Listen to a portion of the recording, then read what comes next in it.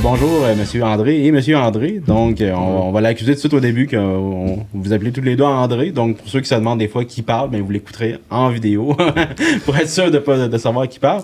Donc, vous êtes tous les deux du service d'incendie de la vallée de la Matapédia, j'imagine, parce que c'est pas nécessairement d'Amqui, si je me trompe pas. Donc, le service est pour la vallée, dans ce cas-ci. Oui, effectivement, c'est un service régional. C'est régionalisé depuis 2000, là, qui s'étend là, de Saint-Damas à Routhiéville. C'est le territoire au complet, couvert par maintenant 6 casernes. Puis j'aimerais commencer, parce que là, je l'ai accusé un petit peu pour savoir que vous étiez vraiment pour le service d'incendie de la vallée de la Matapédia. Mais avant toute chose, je veux savoir, est-ce que vous venez du coin, vous? Oui, moi, je suis matapédien d'origine, donc je suis natif de Coudibscal. Je demeure encore à Coudibscal. Donc, j'ai pas toujours vécu ici, mais la grande partie de ma vie, c'était à Coudibscal. Ouais. Natif de Sébec, originaire de Sébec aussi, là, depuis ma tendre enfance. Ouais, exact. Super. Puis, est-ce que vous avez un parcours, dans le fond, d'études qui a rapport à ça? Je pense que dans votre cas, c'est plus un départ de... Vous étiez, j'imagine, pompier volontaire à la base. Effectivement, je suis pompier volontaire depuis 10-12 ans. Mais j'avais pas une formation là-dedans. J'ai suivi la formation pour devenir ce qu'on appelle pompier 1, là, pompier volontaire. Puis dans les vies de tous les jours, c'est... dans la vie de tous les jours, moi, j'ai passé ma vie plus dans l'éducation. J'ai travaillé à une certaine époque à Kino Québec. Donc, j'encourageais les gens à faire de l'activité physique, à se tenir en forme, avoir une bonne alimentation. C'était ça pendant plusieurs années. En fait, de l'enseignement pendant plusieurs années. Après ça, j'étais à la direction de différentes écoles dans la vallée de la Matapédia. Ouais. Là, qu'est-ce qui occupe vos journées? Je m'implique pas mal au niveau socio-communautaire dans la Matapédia. Sentier international des Appalaches, la coop de plein air de la vallée de la Matapédia. Donc, on parle de la Via Ferrata, Saint-Alexandre-des-Lacs. Je m'occupais de première mémoire jusqu'à l'été passé, l'expérience première mémoire à Coudibscal. J'ai toujours été impliqué un peu à gauche, à droite, par intérêt, souvent dans des activités plus sportives, je vous dirais, dû surtout à Kino Québec. Donc, j'ai prolongé ça, je pense, toute ma vie. Là. Puis vous, est-ce que vous avez un parcours... Oui, j'ai pas un parcours pompier parce que j'avais étudié en marketing au cégep de Rimouski. Mon père avait une entreprise de vente, fait que j'ai étudié en marketing. J'ai été avec lui dans l'entreprise familiale jusqu'à temps qu'il prenne sa retraite. Là. Pompier depuis 2000, les années 2000, ça fait 23 ans que je suis pompier. Depuis 2013, je suis officier, je suis chef aux opérations. Et pompier à temps plein aussi à MRC Matapédia pour le service incendie. Je suis pompier à prévention. Mon travail consiste à visiter des résidences, vérifier avertisseurs de fumée, installations électriques, tout ce qui a rapport à la sécurité incendie. C'est mon travail. J'ai séparé dans toutes les municipalités. Là, je fais l'équivalent d'à peu près 1050 résidences à chaque année, plus 7-8 fermes là, pour répondre au schéma de couverture de risque. Là. OK, donc c'est vraiment c'est comme une inspection au niveau pour être sûr que le bâtiment il est sécuritaire, puis que les gens sont en sécurité. C'est vraiment ça là, le but là, de nos visites. Puis c'est des recommandations qu'on fait aux gens là, pour être sûr que tout est conforme et qu'il n'arrive pas de choses graves. Là. C'est vraiment ça. Là, c'est comment que vous avez décidé d'être pompier? Ça a commencé comme pompier volontaire? Je te dirais que j'ai un gros sentiment que j'aimais ça aider les gens puis tout ça. Puis en 2000, il y a quelqu'un qui m'a demandé d'embarquer dans le service incendie de la MRC Matapédia qui venait juste de se regrouper à la caserne de Sébec. Fait que je suis embarqué comme pompier là, en 2000. Puis 2011, je pense que je suis devenu lieutenant à la caserne de Sébec. Puis après ça, puis de 2006 à 2013, il s'avait ouvert un poste à temps partiel à MRC.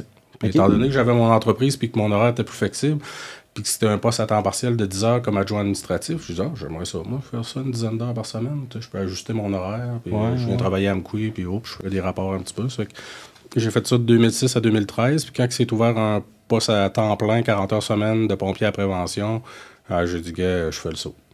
Je fais ça, puis... J'avais dans l'idée de peut-être garder mon commerce, mais je me suis aperçu que ça marchais pas les deux ensemble. Non. Un moment donné, il y a pas assez d'heures dans la semaine. Fait que là, j'ai dit, OK, gars, c'est beau, je fais le switch au complet, je ferme ça, puis je veux pas, les articles promotionnels, ça devenait plus difficile, là, avec tout ce qu'on peut avoir par Internet, puis whatever. Là, ça fait que c'était plus difficile. Là. Ça, c'est intéressant parce que c'est un parcours vers une carrière de pompier. C'est ta job là, c'est ma job à temps plein. de ton côté, André, qu'est-ce qui motive quelqu'un qui a déjà une carrière ou qui a déjà une occupation à temps plein à devenir pompier à temps partiel, pompier volontaire? Ben, c'est un cheminement. Je pense que j'aime l'adrénaline un petit peu. Là. On m'a déjà dit que j'avais inventé l'andrénaline. Mais en fait, c'est que un peu avant de partir... Moi, je suis à la retraite actuellement. Puis un peu avant de prendre ma retraite, j'avais suivi un cours de formation à la retraite. Puis on disait, quand vous tombez à la retraite, il faut avoir un plan B. Il faut avoir d'autres choses à faire pour se réaliser dans la vie. Fait que là, excusez-moi, j'avais réfléchi à mon affaire un peu, puis pendant les mois, voire les années avant de la prendre, ma retraite, ben je regardais, puis ce que je pourrais faire d'autre. Fait qu'un jour, par hasard, j'avais été faire du cerf-volant de traction sur le lac Matapédia. En revenant, je suis arrivé sur un accident. Assez important. Il y avait eu des décès lors de cet accident-là. Puis j'ai eu à gérer cette situation-là en attendant l'arrivée des ambulanciers, des pompiers. Puis quand j'ai fini cette soirée-là, le lendemain matin, je me suis réveillé et j'ai dit, j'ai réussi à gérer une situation que je voulais pas. Personne ne veut vivre ça. Puis ça va quand même bien. Je suis pas déséquilibré, je suis pas mal avec ça. Puis quelques semaines après, il y aurait la possibilité de devenir premier répondant dans la vallée de la Matapédia. Fait que j'ai dit ça pourrait être intéressant quand j'aurai fini de travailler, d'être premier répondant. Fait que j'ai suivi ma formation. Ça durait quelques fins de semaine complètes. Là.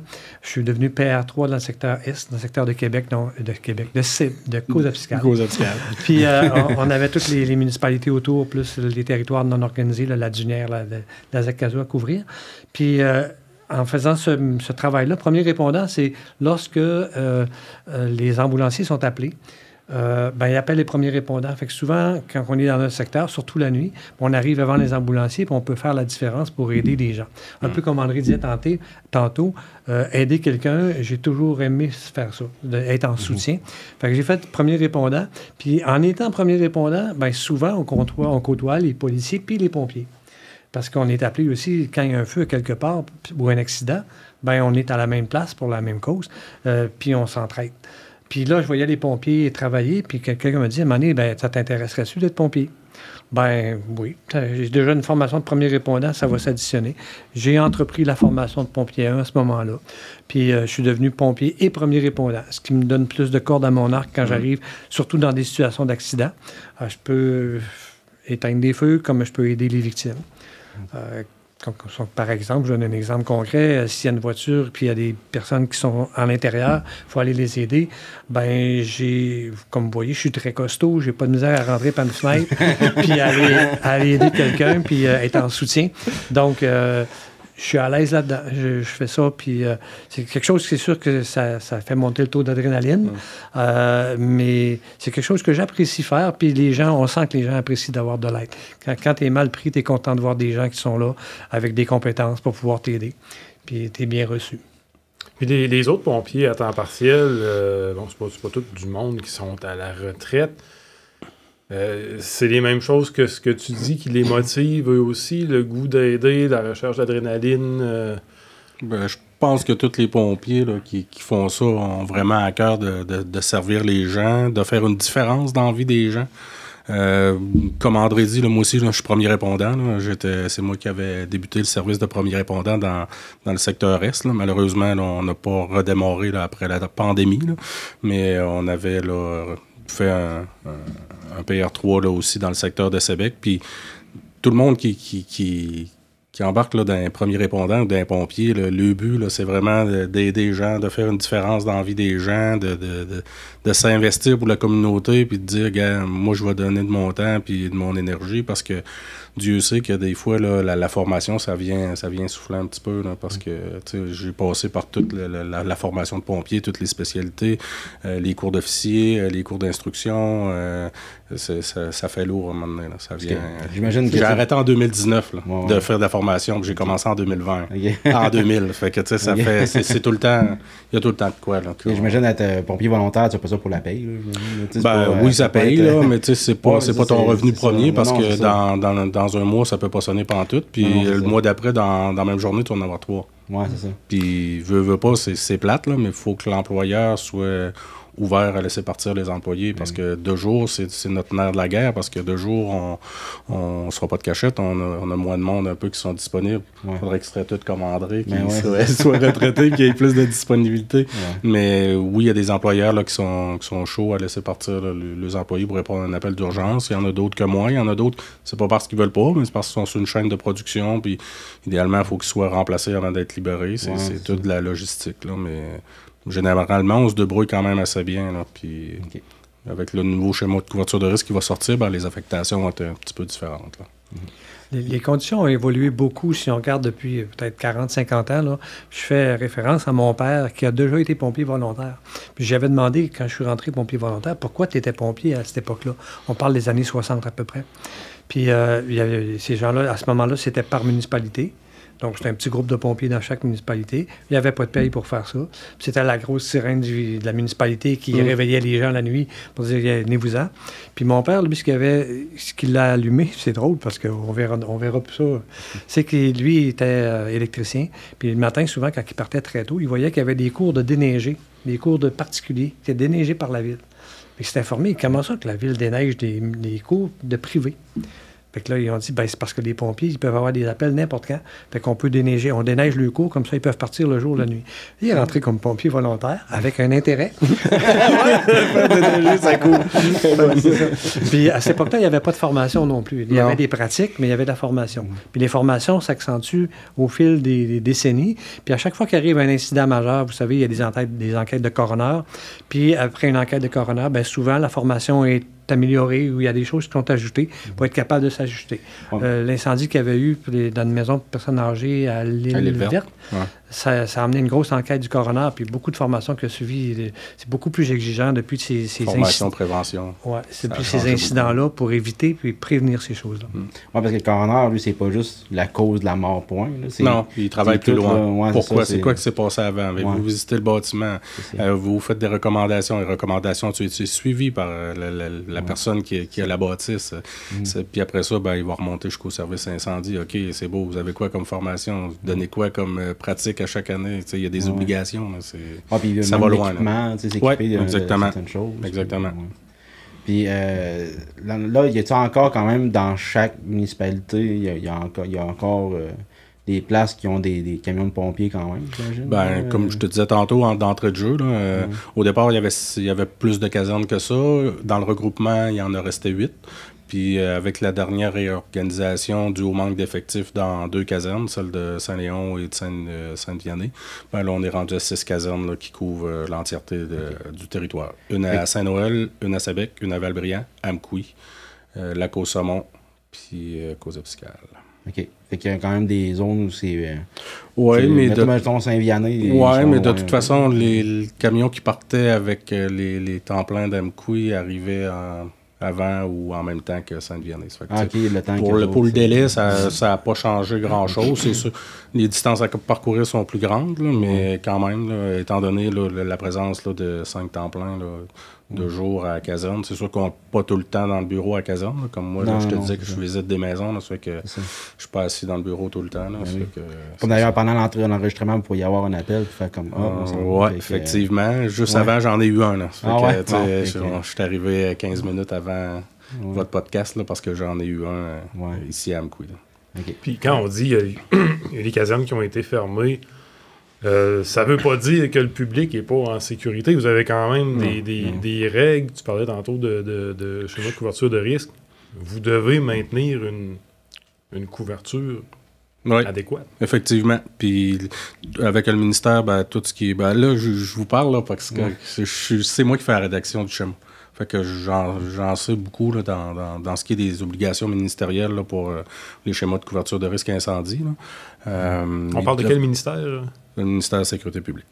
Les MSP. Puis c'est ça. Ça fait qu'eux autres, ils ont des barèmes d'établis puis tout ça. Puis c'est toujours les casernes les plus proches, il faut qu'ils répondent. Il y a des délais réponses, mais les obligations, c'est de fournir un tel nombre de pompiers là, en temps de minutes là, pour chaque municipalité. Là. Mais c'est comme je vous disais tantôt, souvent des fois, on partait les temps pleins, on embarquait dans le truck d'Amqui, on partait, puis on passait en avant du truck de la caserne, ce qui a été fermé. Là, fait que ça, au point de vue des citoyens, là, ça change pas grand-chose. Le délai va être pareil. Là. Oui, c'est ça.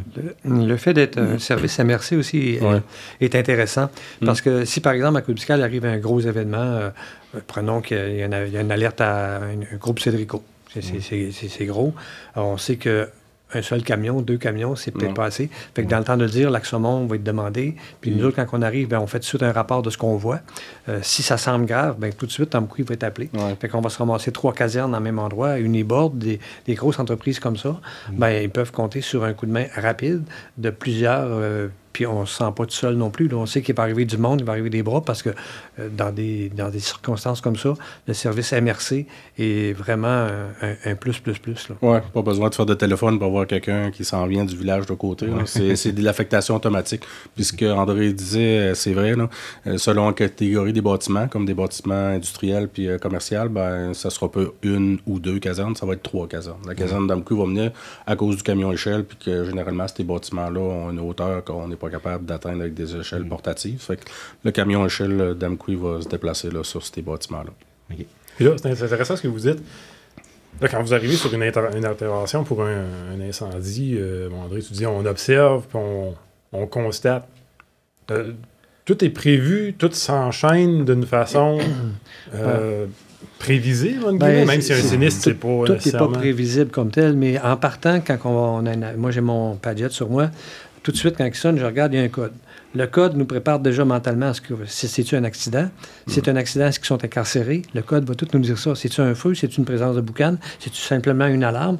Donc, déjà, mentalement, il faut qu'on se prépare un petit peu. Parce que des fois, on part de chez nous, 2-3 minutes après, on peut être sur place. Il faut se faire une tête avant d'arriver. Donc, se préparer. Lorsqu'on arrive, tout de suite, on va donner à la centrale. Puis là, les officiers à Amqui entendent ce qu'on dit. Il n'y a pas de présence de fumée, ou il y a présence de fumée, ou il y a un embrasement généralisé, où l'accident, vraiment, c'est moins grave qu'on pensait ou c'est plus grave qu'on pensait.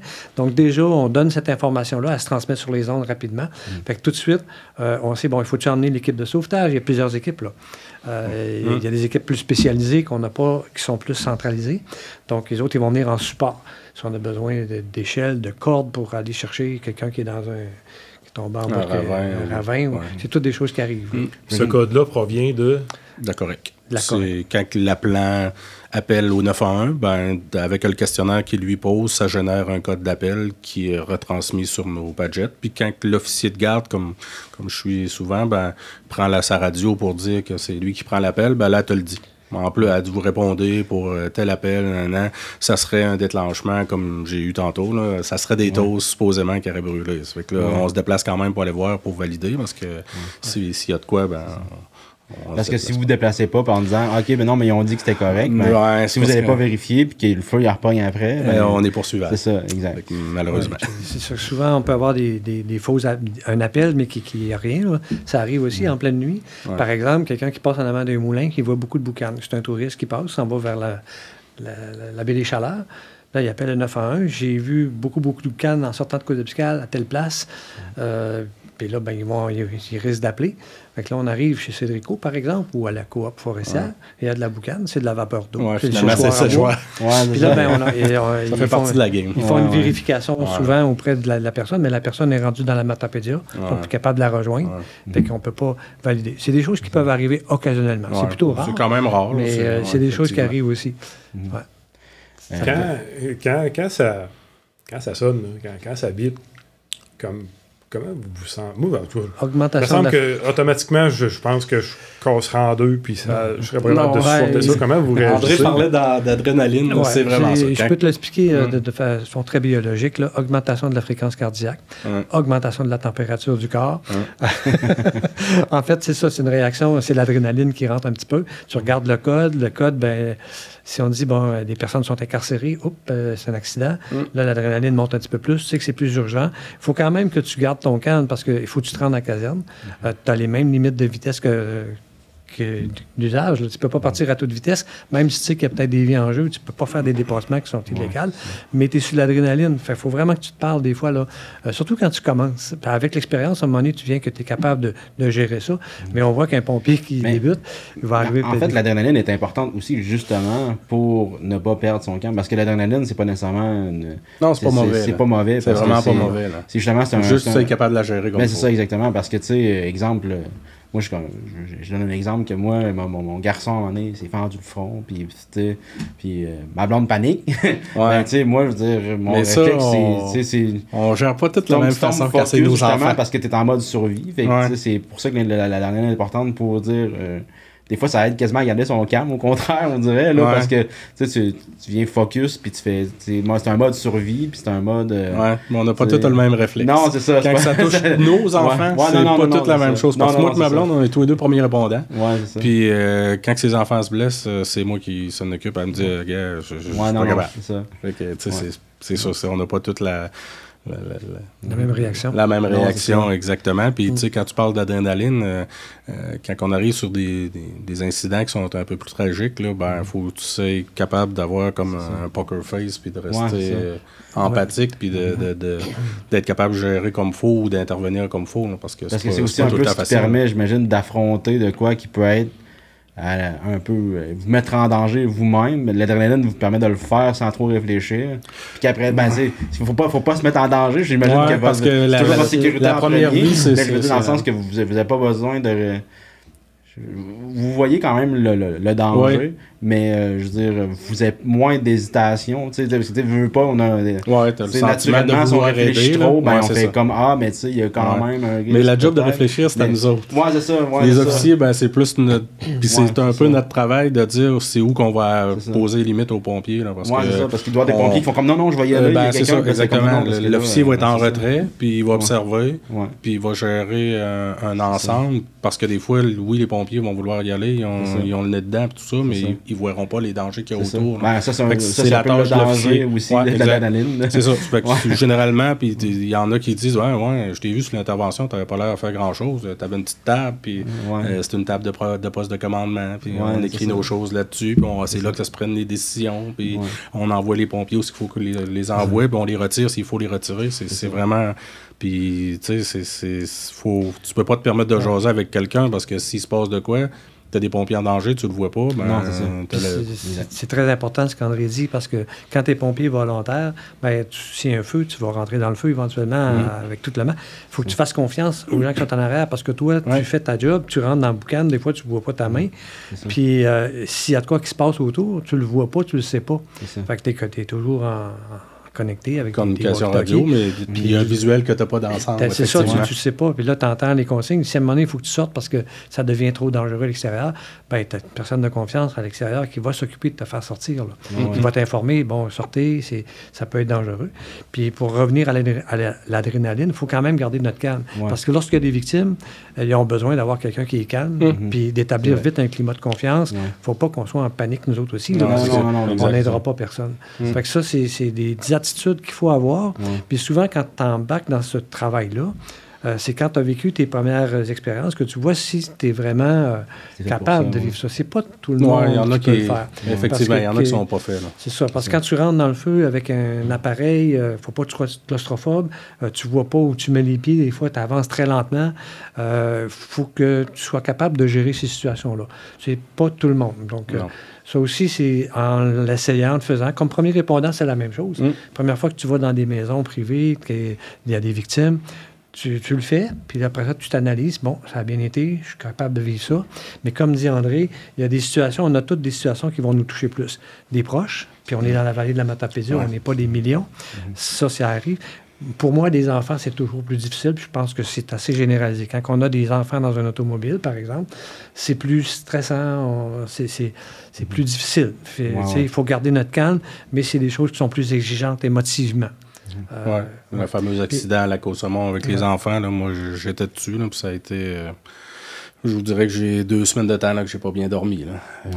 J'ai coupé à l'aveuglette un peu avec des mâchoires de vie. Là, puis j'ai pensé que je coupais un bras au moins une semaine de temps. Là. Mes nuits, il se réveillait, puis c'était ça. Là. C'est ça. Puis d'où l'importance des formations, parce que ce qu'André compte là, on a eu des formations aussi sur les chocs post-traumatiques. On a des formations sur les coups de chaleur pour être conscient de ce qu'on peut vivre sans en être conscient quand on le vit. Parce qu'un choc post-traumatique, c'est quelque chose qu'on peut vivre, puis on s'en rend pas compte. On vit avec. C'est les proches autour de nous autres, des fois, qui vont nous donner un petit wake-up call, dire je pense que ça va pas. Là. Puis ce qu'il y a de le fun aussi, en étant intervenant d'urgence, c'est que quand il arrive des situations comme ça, comme cet accident-là à la Côte-Saumon, notre fameux camion bélier du 13 décembre, là, ici, du 13 mars ici à Amkoui, ben il y a une cellule là, qui est pratiquement tout le temps organisée lors d'événements tragiques comme ça. Ceux qui ont intervenu sur le terrain, ben les services sociaux là, viennent nous rencontrer. Soit individuellement ou en groupe. C'est pas juste les témoins extérieurs. Non, effectivement, parce que nous autres, on va vraiment se mettre le nez dedans. Là, on va aller plus loin que Monsieur Tout-le-Monde. Là. Puis, ce qu'André disait, rentrer dans une maison. Là, nous autres, on dit aux gens de sortir de la maison parce qu'il y a du feu. Puis nous autres, on rentre dedans. Ça suit pas la logique. Là, non, exactement. Puis, avant ça, oui, si on monte, André parlait de son père qui était pompier avant. Avant ça, les pompiers ne rentraient pas dans la maison. D'un, il n'y avait pas les équipements, il n'y avait pas la formation, il n'y avait pas les connaissances aussi qu'on a maintenant. Ben, c'est ça. Et à cette heure, ben, on sait que ça va plus vite si tu rentres en dedans puis tu l'éteins de par en dedans qu'au lieu d'arroser par dehors. Parce que par dehors, là, à moins qu'elle soit en embrasement généralisé, puis on ne fera pas rentrer quelqu'un pour le fun là-dedans. Non, c'est ça. Mais là, on parle beaucoup d'accidents, d'incendies. Mais tu sais, au jour le jour, c'est quoi votre travail? Là? Mettons, on parle d'une journée typique. Là, puis vous aussi, je voudrais savoir aussi votre variété aussi d'un peu de quel genre d'intervention, le spectre de l'intervention que vous faites. Mais on va commencer avec le jour le jour. C'est quoi une journée typique là, mettons, on parle surtout d'un pompier, mettons un pompier volontaire dans ce cas-ci. Toi, André, est-ce que tu es en plein? Non, je suis vraiment pompier volontaire. J'ai mon Padjet avec moi jour et nuit. Si j'ai un appel, si je suis disponible, si je suis à cause fiscale, tout de suite, je vais y aller. Je me déplace vers la caserne. C'est moi, mon rôle principalement, j'ai mes permis de conducteur pour conduire les véhicules d'urgence. Donc, comme je suis retraité, je suis souvent plus disponible pour emmener le véhicule d'urgence. Puis après ça, je fais le travail selon le code qu'il y a à faire comme tel. Comme préparation, on a des formations chaque mois pour nous rafraîchir constamment. Puis c'est pas mauvais parce que y a des situations qu'on ne vivra pas pendant 2 ans de temps. Non, c'est ça. Puis si on n'a pas eu un rafraîchissement, le jour où ça arrive, c'est quoi le protocole dans cette situation-là? C'est pas toujours proche dans ton cerveau. Là. Non, c'est ça. Fait qu'en ayant des formations continues tout le temps, il y a un arrêt un petit peu pendant l'été, mais on est toujours à point, on est rafraîchi. Puis il y a des nouveautés aussi, des nouveaux équipements ou des nouvelles façons de faire. Ça se modifie constamment. On fait ces pratiques-là. On a des pratiques, des vraies pratiques dans des maisons qu'on enfume où il faut arroser. C'est des maisons qui sont des vieilles maisons dans le fond, qui vont être à détruire. Fait que ça nous permet de rentrer dans le feu. Ça nous met vraiment dans une situation d'adrénaline où on voit comment on se comporte aussi. Alors, il faut faire ces choses-là. Je pense que c'est important.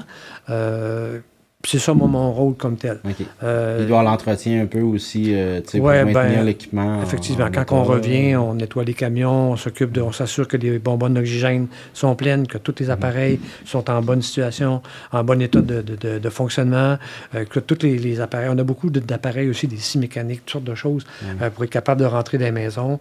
On vérifie que tout ça est fonctionnel, puis que ça va bien, on fait réparer. On vérifie les camions à chaque sortie. Ça fait partie des routines des pompiers. Donc, si on a, mettons, ça peut arriver, 2, 3 appels la même journée, on lave les camions 3 fois. Puis, prenons le 23 décembre l'année passée. Ça, c'est un exemple drôle parce que on a eu un appel après le souper. J'ai dit à ma conjointe, bon, là, ils vendent pas mal. J'ai dit, ça va peut-être être tard un petit peu. On est repassé à la caserne vers minuit. Ça semblait être calmé un petit peu. J'ai pas eu le temps de ressortir de la caserne, pas juste moi, toute l'équipe. On a eu un autre call. Je suis revenu dîner le lendemain. On ne réussissait pas, on partait, c'était partout. Fait que des fois, on revient après 3/4 d'heure, 1 heure, mais des fois, on part pour 6 heures. Puis ta famille, moi, j'ai appris à laisser un petit billet quand je pars parce que ma conjointe, ça arrive chez nous, puis que je suis pas là, j'arrive pas pour dîner. Elle n'a aucune idée. Puis moi, je cours dans le bois un peu de temps en temps. Je fais du ski de fond. Mais tu es arrivé une bad luck. Fait qu'il on a comme un petit système d'information. Parce que des fois, on n'a pas le temps de prendre le cellulaire et de les appeler. Puis souvent, on est hors zone. Fait qu'on ne peut pas appeler personne. Fait ici, ça ne pogne pas partout, le téléphone. Moi, dans l'Est, à cause du fiscal, on a tout le territoire de la Dunière. On a la Zac-Cazo, on a Sainte-Florence, Haute-Séville. On va jusqu'à la Cimet-Quagan. C'est pas trop long qu'on n'a plus de contact. Fait qu'on essaie, quand on part, de prendre toute l'information de la correcte, de la centrale, pour qu'on ait le plus d'informations possible avant de dépasser Sainte-Florence, par exemple. Parce que là, on va tout perdre le contact. Fait qu'on a juste les informations qui nous sont parvenues de quelqu'un qui a vu l'incident, mais qui est sorti de là parce qu'il a appelé la correcte. Parce que vous n'avez pas comme des radios... Oui, mais ça a une limite. Là. Dans les camions, ça va pogner un petit peu plus. En portatif, là, c'est plus restreint. Mais là, ça s'en vient à s'améliorer beaucoup. Là. La couverture devrait être beaucoup meilleure là, sur le territoire. Là. Le day-to-day d'un pompier à temps plein, le day-to-day, contrairement à des casernes où on va visiter, moi je me suis promené un peu là, à New York, là, puis ces choses-là. Les autres sont assis les pieds sur le pouf où ils font des tâches en caserne, mais ici, les pompiers à temps plein à la caserne d'Amqui, parce que les pompiers à temps plein sont ici à la caserne d'Amqui, ils ont d'autres tâches. On a un adjoint administratif, ce que je vous disais tantôt, là, que j'ai fait pendant un petit bout, là, de 2006 à 2013. Il y a un pompier mécanicien qui s'occupe de l'entretien des équipements, des camions, tout ça, les inspections là, un peu plus poussées, là, comme les PEP là, pour les vignettes puis tout ça, les tests de boyaux, tests de pompe. Après ça, on a un pompier formateur puis préventionniste. Lui, il va s'occuper de donner la formation aux pompiers, ce qu'André a suivi, là, si je ne me trompe pas, c'est Dave qui a donné la formation. Puis c'est ça, il va aussi faire les visites de bâtiments là, de catégories plus élevées, les risques plus élevés, là, les catégories 3 et 4, là, commerciales, industrielles, les blocs à logement, tout ça. Après ça, on a un autre pompier à temps plein qui est sécurité civile et préventionniste. Il se divise la tâche de la prévention avec l'autre que je vous ai mentionné, Dave. C'est Patrick Roy, ça fait que c'est pas le goaler, là, non, c'est vraiment un Patrick Roy d'ici. Puis ça, lui, sa tâche est en sécurité civile, tout ce qui s'occupe des autres sinistres puis des choses comme ça, puis la tâche de la prévention avec Dave. On a le directeur du service qui s'occupe de la gestion puis de coordonner tout ça, puis il y a moi qui est pompier à prévention, qui fait du résidentiel là, à temps plein là, pour visiter des maisons, comme je vous disais, sur le territoire. Fait que vous avez ce volet-là de jour sur semaine, comme une job normale. Mais quand ça sonne, là, on est disponible pour répondre sur le territoire complet. Fait que vous faites votre 40 heures, mais vous faites généralement plus que 40 heures. C'est rare les semaines de 40 heures. Parce que en fait, vous travaillez pratiquement 7 jours sur 7. Là. Oui, puis non, ça dépend. S'il y a un appel, on y va. Là. Moi, je me fais un devoir d'y aller. Là. Depuis 2000, là, je dois avoir un taux de présence de 96%. Là. Ça fait que quand ça sonne, j'y vais. Là, puis, j'ai plus qu'à peu près 2000 appels de fait là, depuis que. Mais j'imagine qu'il y a quand même des taux de garde ou des disponibilités pour être sûr qu'il y ait toujours au moins de temps de personnes disponibles. Les gardes, c'est les officiers. Il y a des officiers de garde que sont nommés, puis il y a un calendrier de garde qui est établi, puis on fait des gardes là, pour remplacer le directeur, puis le directeur en fait aussi. Mais les tours de garde sont généralement les fins de semaine. Mais je dis comme, tu sais, mettons, quand on est pompier volontaire, on va pas se dire ça sonne, fait comme, hey non, je vais pas. Si t'es disponible, faut que tu y ailles. C'est disponible, parce que sinon, tu sais, on peut. Puis, tu sais, des fois, on va appeler 20-30 pompiers, on va être chanceux, on va en avoir 15-16. Mais des fois, on appelait 15-20, puis on va en avoir juste 2-3. Là. Fait que, tu sais, c'est pas... on sait comment on appelle, mais on sait jamais comment on va en avoir. Ça fait que, quand on est officier, quand on entend les trucks partir, puis là, ils nous disent, on est 3, on est 4, on est 5, là, la tête commence à... Oh, attends un peu, là. Mais qui arrivent et qui me disent que si le feu est pris, là, ça va me prendre d'autres mondes. Ça m'en prend d'autres. Fait que faut que tu réfléchisses beaucoup avant de. Quand tu es officier, là, je te dirais qu'il se passe bien des affaires dans ta tête avant que tu débarques les deux pieds à terre sur l'intervention. Là. Surtout pour un incendie, là, parce que là, tu sais pas trop comment c'est. Là, le premier truc qui arrive, des fois, t'es pas tout le temps. Moi, je suis de Sébec. Fait que, s'il arrive de quoi à Cause Fiscale, les gars de Cause Fiscale, comme André disait tantôt, le compte-rendu qu'ils vont me donner ces ondes, pour moi, c'est de l'or, là, parce que c'est comme si je serais là. Je sais ce qui se passe, ils m'ont dit qu'est-ce qu'ils ont vu, qu'est-ce qu'ils n'ont pas vu, puis tout ça. Ça fait que je suis capable de me faire une tête, de dire j'ai pas entendu telle caserne partir, j'en ai encore un autre. OK. C'est toute cette gestion-là qui se fait avant de mettre les 2 pieds à terre. Là. OK. Parce que ça se trouve des appels automatiques un peu? Ben non, parce que tu n'es pas là à passer 20 appels. Non, tu colles direct par la centrale. Tu passes par la fille qui te parle au 911 quand t'appelles, moi, elle me parle aussi. Là. Okay, mais elle me parle par les radios. En beeper, dans le fond. Ouais, c'est ça. Les autres sont affectés par ça. Mais si l'officier de garde dit, gars, enclenche-moi la caserne de la Côte-Saumon en général, elle va peser sur le bouton, puis elle vient de t'enclencher ça. Ça a pris 2 secondes, puis tu y as demandé des hommes de plus. Ouais, c'est ça, exact. Mais il y a déjà des affectations de base. Il n'y a rien qui se fait manuellement. Là. Aussitôt que ça sonne pour quelque chose, elle enclenche ça, puis ça se fait automatique. Puis elle te le dit. Elle le dit à l'officier. J'ai enclenché telle caserne en général pour l'appel, tout ça. Mais il faut que vous soyez attentif puis vite à analyser, à comprendre la situation, à prendre des décisions. Avec le moins d'hésitation possible pour assurer une intervention. Oui, puis assurer la sécurité de tes pompiers. Parce que ça va changer vite. Puis, on se fie beaucoup à ce qu'on voit. La couleur de la fumée va nous en dire beaucoup, c'est un incendie. Ça fait que, si tu as le dos tourné, puis à la maison, puis tu vois pas ce qui se passe, ben c'est sûr que tu vas en manquer des bouts. D'avoir, si tu pognes dans la structure, il y a des chances d'équipement. Oui, c'est ça. Exact. C'est ça. Fait que, quand l'officier arrive, en théorie, il fait un 360, fait le tour du bâtiment. C'est sûr qu'on parle beaucoup d'incendie, mais il y a bien des autres choses. Mais parce qu'on offre toutes les sortes de sauvetage, genre réseau routier, eau vive, nautique, en espace clos, en hauteur, la plupart de tous les sauvetages, les équipements sont à la caserne Amkoui, dans des remorques, là, mais il y a des pompiers formés un peu partout sur le territoire. Parce qu'il y a des pompiers qui sont formés pour des spécialités quand même. Exact. C'est une formation, comme André vous disait, il y a de la formation de pompier 1. Puis après ça, il y a les spécialités. Autopompe, désincarcération, camion d'élévation, échelle. Après ça, tu as les sauvetages. Sauvetage en eau vive, sauvetage nautique, sauvetage en espace clos, sauvetage en hauteur. Tu peux les envoyer dans l'eau. D'ailleurs, moi, je n'irai pas dans l'eau. Non, c'est ça. Je ne sais pas laver. C'est pas moi qui vais aller faire le sauvetage. Tu as des formations spécifiques pour la désincarcération. C'est un paquet d'outils aussi pour être capable de défaire un véhicule et sortir des victimes. Mais ce que André disait tantôt aussi sur un facteur de stress pour les pompiers volontaires, c'est lorsqu'on arrive à la caserne, puis on a un code pour un incendie, puis qu'on a le premier arrivé. Moi, je reste à côté de la caserne. Donc, je suis souvent le premier arrivé. Là, j'attends le deuxième. Puis après ça, j'attends le troisième avant de partir pour être au moins 3. Idéalement, il faut être 4 pour être capable de faire fonctionner un camion, être capable d'arroser puis être en sécurité. Parce que dans les formations, un des éléments sur lesquels on revient constamment, c'est de s'assurer de notre propre sécurité. On va pour aider des victimes. On est là, les rôles qu'on a, c'est de sauver des vies, sauver des meubles, des immeubles. Mais il ne faut pas mettre notre vie en danger non plus. Là. On n'est pas gagnant. On n'est pas là pour faire venir des ambulances de plus. Là. Donc, il faut tout le temps être conscient de ça. Travailler dans ce sens-là aussi. Mais ça, c'est intéressant. Tu disais, oui, sécurité des gens qui sont victimes de quelque chose, mais sécurité de l'équipe. Dans vos décisions, dans votre analyse, dans votre compréhension. Oui.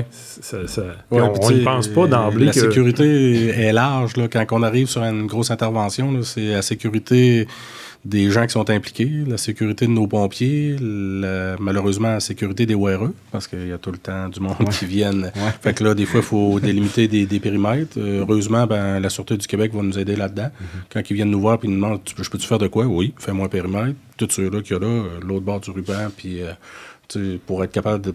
Faut pas qu'ils se blessent non plus, en tombant sur un de nos boyaux, en se cognant sur un outil ou à travers des camions, puis ces choses-là. Parce qu'il y a des gens, des fois, qui sont sur les lieux qui peuvent vous donner un coup de main, même s'ils sont pas... Oui, mais généralement, c'est nous autres qui va l'immobiliser. On va l'immobiliser nous autres mêmes. Si on l'immobilise, on en prend responsabilité. Mais tu sais, mettons des tâches qui ont moins de responsabilité. C'est comme, parler à eux autres pour qu'ils se tassent un peu. Oui, c'est ça. Mais généralement, on essaye de pas trop impliquer. À moins qu'on connaisse vraiment quelqu'un, comme moi j'ai déjà fait, la fille de ma blonde, là, elle suit son cours d'ambulancier. Là, quand on a eu un accident mortel à Valbriand, je savais qu'elle était en avant de moi. Là. Fait que j'ai dit, gars, arrête, là, puis tiens-toi à côté de moi, puis tu vas me donner un coup de main. Fait que c'est quand on réquisitionne des civils, on en prend la charge. Là. Ouais, c'est ça. Tu as mentionné, André, des grosses interventions. Est-ce que c'est possible pour l'équipe du service incendie d'être... À quel point vous êtes bien préparé à des grosses et très grosses interventions? Malgré la formation, malgré votre expérience, malgré... Mais surtout qu'en plus, ici, c'est pas de quoi qu'on est quotidien. C'est pas de... C'est pas comme quelqu'un qui est en ville où il y a une plus grosse densité de population, qui a plus des grosses... Ouais, mais je te dirais que, tu sais... je jasais, moi, avec les derniers voyages que j'ai fait à New York. Je jasais avec des pompiers de New York, là, puis ils me demandaient qu'est-ce que je faisais, moi. Ben, j'ai dit, moi, je lui ai expliqué mon travail, que j'étais pompier à temps plein, puis je faisais des visites. Ah, cool. Puis j'ai dit, ben, aussi, je suis chef aux opérations, là, tu sais, je remplace mon directeur. Puis j'ai dit, des fois, ben, c'est moi qui opère la pompe, puis des fois, ben, c'est moi qui désincarcère les chars. Des fois, c'est moi qui opère le camion à échelle. Puis ils m'ont dit, hey, you're crazy? On leur a dit, t'es-tu fou, toi? Les autres, c'est pas ça. Ils ont une tâche. Ils font cette tâche-là pendant 2 quarts de travail. Nous, ici, il faut être polyvalent. Tu sais, ce que André disait, là, c'est vrai, il faut être capable de tout faire. Ce qui nous donne un avantage avec les pompiers à temps partiel, c'est qu'on a beaucoup de corps de métier dans nos casernes. Fait que si on a quelqu'un qui est électricien, ben lui, si on a un problème électrique ou de quoi d'électrique dans un bâtiment, ben on va se référer à lui. Là. Ça va être lui notre référence. Là. C'est ça. Il y a bien beau avoir des officiers qui sont sur place, mais s'il y a un électricien, si ça a rapport à la structure, ben si on a des contracteurs, des gars en construction, ben ils vont dire oui, là, ça peut être dangereux. Non, OK, le gars, c'est assez solide, des choses comme ça. Mais on profite de nos corps de métier. Là. On en a qui sont ambulanciers, on en a qui sont premiers répondants, ben on va s'en servir. Là. Parce que là-bas, c'est un pompier. Exact. Ils ont une tâche à faire, ils font ça pendant le corps de travail. Les autres souhaitent que ça sonne pas trop. Nous autres, on souhaite que ça sonne parce qu'on carbure à ça l'adrénaline, mais les autres, c'est le corps de travail. Là. Ça fait que, il aime autant faire de l'entretien sur les camions puis laver les planchers de la caserne que tout ça, mais c'est pas la même réalité, vraiment pas. Là. Mais pour faire face aux choses qui arrivent, qui peuvent être plus grosses puis plus tragiques, ben avec les affectations automatiques, on n'a pas vraiment besoin. Puis, tu sais, si on a à coller du backup, c'est pas long. On colle la centrale, puis on dit, envoyez-moi une autre caserne. Pas besoin d'appeler, comme dans le temps, appeler le maire s'il voulait. Puis puis là, ça va, je vais être obligé de t'envoyer une facture. Puis là, non, là, c'est, gars, colle-moi une autre caserne, j'ai besoin de cette caserne-là, puis avec les véhicules que tu as besoin, puis ça s'achemine assez vite, là. Puis on peut coller d'autres sources aussi. Là. On n'est pas limité à ce qui est pompier. Policier, ambulancier, on veut avoir ça de plus. On veut avoir une pelle mécanique. On veut avoir whatever. On va réquisitionner qu'est-ce qu'il faut là, pour venir à bout du sinistre ou de l'événement. C'est régulier, surtout en territoire non organisé, là, lorsqu'il y a des feux. Ben, souvent, on a besoin de la machinerie forestière pour nous aider, pour décharger les camions. C'est que c'est pas long. On commence à arroser, ben Manu, tu vois arriver un loader ou une autre pelle qui vient nous aider. La Sopfeu qui va débarquer. C'est régulier là, au printemps qu'on fait affaire avec la Sopfeu. J'ai déjà vu des avions arriver aussi là, sur des gros feux. Là, une année, les avions sont arrivés, puis on se tasse avec nos camions, puis ils arrosent un bout, puis on continue. Parce que même les feux de forêt, dans le fond, on intervient les premiers mois de l'été, je te dirais qu'on intervient. C'est pas juste la Sopfeu, là. Non, c'est nous autres qui commençons le travail, on est sur le terrain. C'est ça. Puis des fois, on va l'éteindre, mais pour que le feu soit éteint, il faut qu'eux viennent confirmer que c'est vraiment éteint. Oui, parce que tu sais, le bois, c'est toujours. Oui, c'est ça. Tu penses que c'est éteint, puis c'est ça. Mais les autres, c'est vraiment le manière de travailler, c'est ça. Puis c'est correct aussi, là. C'est qu'ils viennent sur le terrain constater en même temps le travail qu'on a fait. Puis, ben, on travaille conjointement avec les autres, là. C'est ça notre travail pour les feux de forêt. Là. On travaille avec la Sopfeu. Puis je voudrais savoir aussi, vous avez souvent des services aux citoyens aussi, quelque part là-dedans. Là. Oui, ça peut être... des citoyens qui peuvent vous approcher pour certaines choses? Ça dépend de quoi. Si c'est dans notre compétence, oui. Là, mais ça on peut... parle surtout de prévention. Oui, c'est ça. Puis, mais tu sais, quand il y a un code, là, aide à la population, là, qui est bien large. Là, ça peut aller jusqu'à un chat dans les arbres, puis des affaires comme ça. Mais ça, on essaie de pas faire ça. Là, mais je parlais plus d'un service comme, mettons, je sais pas moi, les extincteurs. Oui, ça c'est dans mon créneau à moi. C'est moi qui fait ça. Là, mais non, les gens appellent pour s'informer. On donne des permis de brûlage aux gens. Ça aussi, là, ça réduit bien des faux appels. Là. Le fait de donner des permis de brûlage aux gens quand ils font du brûlage de branches et des choses comme ça. Pendant toute l'année, justement, vous savez que s'il y a quelqu'un qui a dit il y a de la boucana, c'est comment lui, il a eu un permis. Peut-être qu'on... Le 911, c'est même déjà, parce que nous, on remplit le permis de brûlage, on l'envoie au 911. Puis quand la plan passe, puis il dit « telle adresse à Sébec, j'ai vu, il y a de la fumée. Ah, regardez, c'est beau, on a un permis de brûlage. » Ils vont quand même nous aviser par radio pour dire que, regarde, on a eu un appel.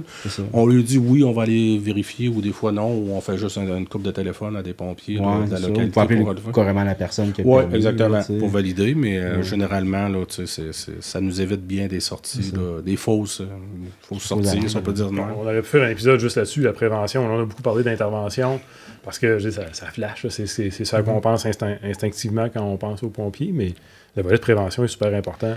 Ouais. À tous les niveaux. Là. Oui. Oui. D'ailleurs, il y a beaucoup moins d'incendies ces années-ci qu'il y en avait il y a 10, 20, 30 ans.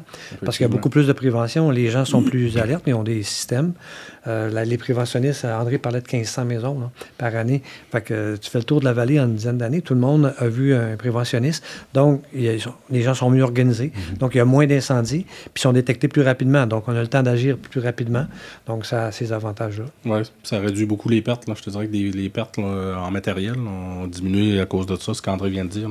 Le fait de le recommander d'avoir un avertisseur de fumée sur chaque étage, mais peu importe l'étage où ça va se déclarer, ben, tu es averti rapidement. Puis plus que tu es averti rapidement, plus que tu fais vite le 911, plus que nous autres, on va arriver vite. Moins que le feu, parce que le feu ne sera pas de cachette. À chaque minute, il double d'intensité. Ben oui, plus que tu attends, pire que ça. C'est exponentiel. Oui, exactement. Je pense qu'on... Dans les rôles qu'on a aussi, pour compléter peut-être un élément qu'André a apporté tantôt, soutien à la population, on travaille régulièrement, occasionnellement avec les paramédics. Ces gens-là font un travail extraordinaire. Puis ils sont tout le temps en diade, sont toujours 2 paramédics qui vont aller aider. Mais des fois, ils vont nous appeler en soutien.